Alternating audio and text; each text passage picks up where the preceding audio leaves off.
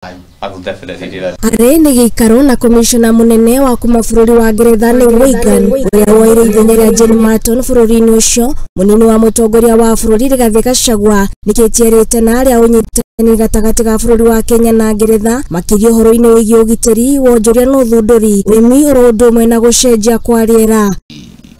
Want that friendship and brotherhood to continue.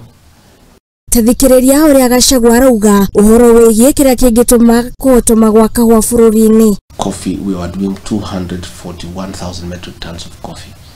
Since we liberalized that, we brought in private players. We have gone down to 51,000 metric tons. And the whole subsector was shut down.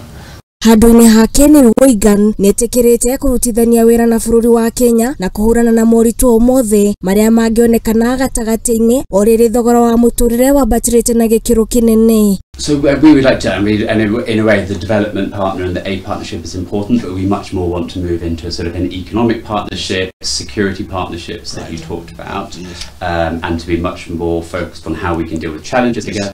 Oho netikirite ritana ria munini wa president ria guteithiriria na motungata ma ugitiri akiuga ati uyu ni undu gukurumbuiyo na kinyi. And you mentioned security cooperation, so yes, a lot of my background is in this. I visited Kenyan troops in Somalia in my last job many times, and I saw what a fantastic job they do.